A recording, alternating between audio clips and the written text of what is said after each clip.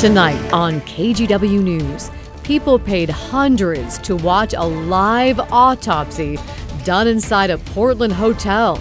I was appalled.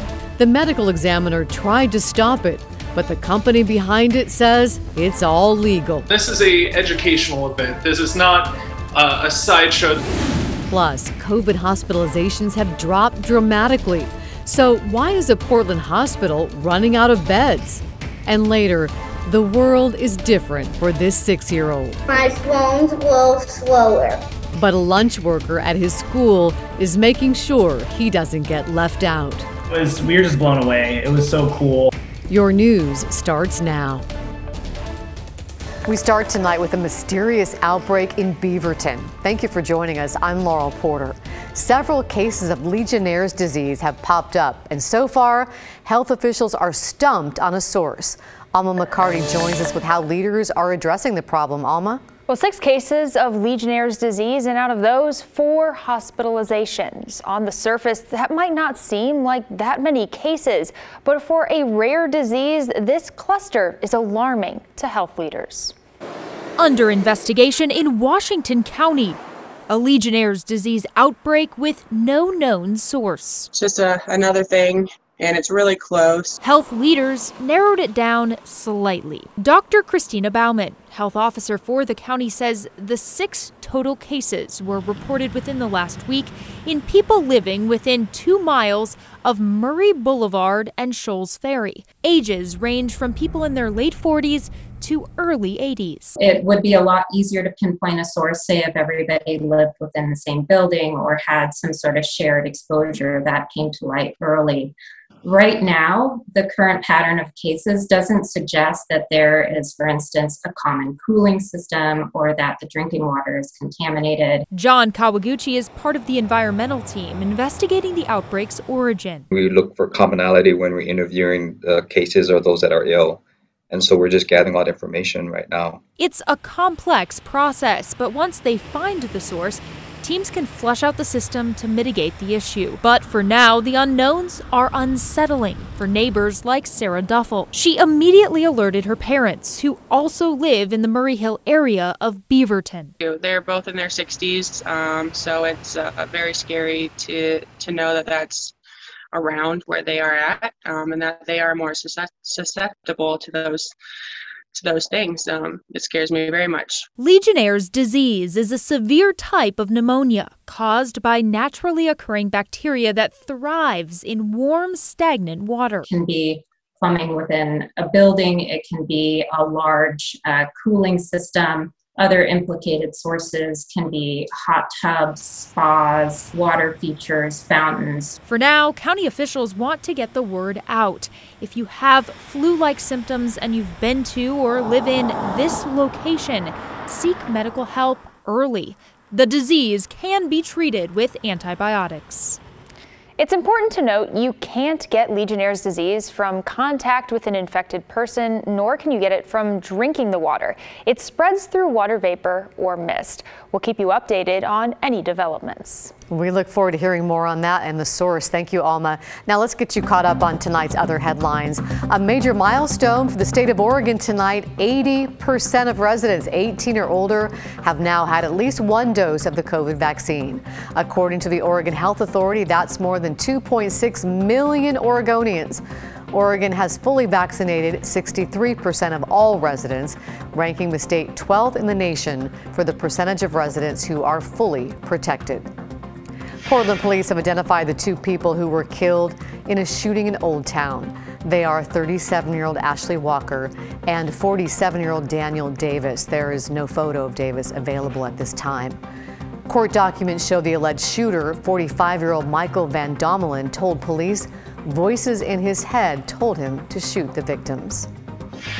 Portland's going back to the drawing board when it comes to finding sites to host new homeless villages. According to Commissioner Dan Ryan's office, the 70 originally proposed properties are no longer being considered. Instead, they're looking at a range of other public and private sites. One of those is a portion of the former Adams High School and Whitaker Middle School property. The goal is to have 6 Safe Rest villages up and running by next year. 2 sites have been chosen so far. A warning, tonight's KGW investigation includes some graphic details. If you're squeamish at all, you might not want to watch. A recent event in Portland raised some serious questions. An organizer charged hundreds of dollars for attendees to watch an autopsy of a human corpse. They called it an Oddities and Curiosity Expo. Here's Kylie Boshi. The Portland Marriott downtown waterfront builds itself as a reimagined hotel with newly renovated event spaces for corporate meetings, family reunions, and wedding receptions. But on October 17th, the Portland Marriott hosted something far different: a live autopsy and dissection of a human corpse inside a hotel meeting room, despite strong objections from the Multnomah County Medical Examiner. Hosting an event in a pay-per-view manner for a body donor who likely didn't consent to this is completely immoral and unethical. The autopsy, organized by a media company called Death Science, was part of the Oddities and Curiosities Expo, a traveling show promoted for lovers of the strange, unusual, and bizarre. According to a Facebook post advertising the class, attendees could watch a full forensic autopsy or anatomical dissection of a real human cadaver. Tickets started at $250 each, with VIP seats going for $500. Video taken inside the Portland event by our sister station, King TV, shows more than 24 people watching the dissection of a human corpse, and at times given special access for a closer look. I was appalled. Multnomah County Medical Examiner Kim DeLeo tried to stop the event before it happened by calling police, the county attorney, and Oregon Medical Board, but none of them were able to step in. That's terrible, and it does appear to be that an autopsy did take place. So DeLeo contacted the hotel where the autopsy was originally scheduled to take place, the Courtyard by Marriott. And when management learned what was planned, they canceled. In our profession, treating the deceased with the utmost respect is our top priority. And we feel that this was not respectful and certainly not ethical. Event organizers at Death Science quickly changed location and moved the autopsy to the Portland Marriott downtown waterfront. The hotel general manager confirmed to KGW that staff at the Portland Marriott downtown waterfront spoke with a medical examiner prior to the event and understood her concerns, but didn't stand in the way, explaining, "This is a private event, so it puts us in a weird spot." In a follow-up email, the general manager explained, "We follow detailed protocols to protect safety, and we take appropriate steps to comply with applicable laws. We are aware of concerns regarding a recent event, and we're looking into them further." Right, so it is safe, it is legal. Jeremy Siliberto, founder of Death Science, said the Portland event was intended to help people explore the human body in a more intimate way by watching an anatomy expert dissect a corpse. And this is an educational event. This is not a sideshow. This is very professional. This is exactly college level teaching. The presenter, a retired anatomy professor from Montana, described the cadaver as an 86-year-old man who donated his body to science. Siliberto explained Death Science purchased the corpse through a company that acquires dead bodies and sells them for medical research and training.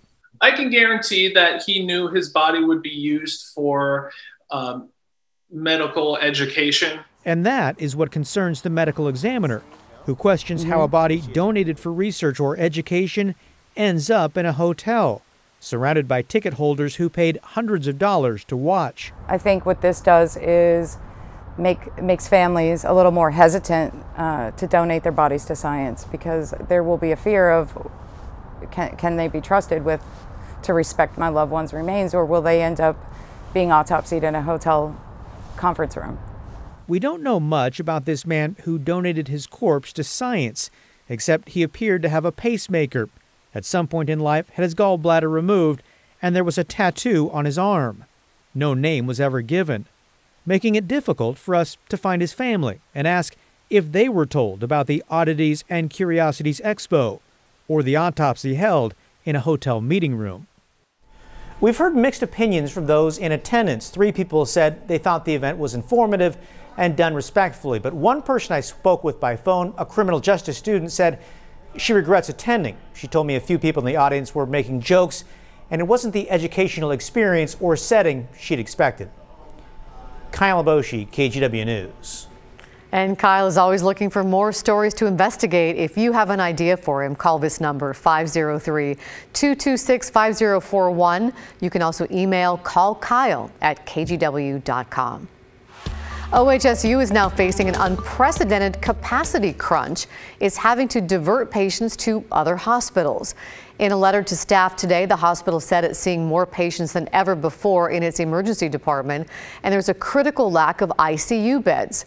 A spokesperson tells us several factors are at play. They're still dealing with a high number of COVID patients. They're also seeing a large load of transfers of non-COVID patients from across the state. And people that may have deferred care during the pandemic now need more critical care. Plus, a staffing shortage is making things difficult. All of this means patients may be diverted to other hospitals and surgeries may be rescheduled. The Gresham Police Department is facing a staffing shortage, and the president of the police union fears public safety is about to take a major hit. Right now, the department is down about a dozen of its 127 allotted officers. Even more are expected to leave in the coming months. This leaves the department stretched thin in patrol and investigations. Thomas Walker of the police union says Gresham PD plans to plug the holes by disbanding the neighborhood enforcement team, traffic unit, and transit division. And if we don't have people that are out there doing, active DUI enforcement, we know that that could be disastrous. DUIs kill people. This will pass. I am confident that we will be able to get back to full staffing. And I think public safety as a whole nationwide will see through this, and we will overcome it. Gresham Police Chief Travis Goldberg plans to focus on recruiting new officers and retaining the officers he has. The chief says this won't happen overnight, though. In all likelihood, it will take months. Well, crime is also a big problem in Portland, as you know, right now, and people are worried. That includes this Northeast neighborhood where residents tell us they don't feel safe anymore. Violence, theft, houselessness, just endless piles of trash. A look at what they're dealing with and their efforts to get someone to help is right after the break.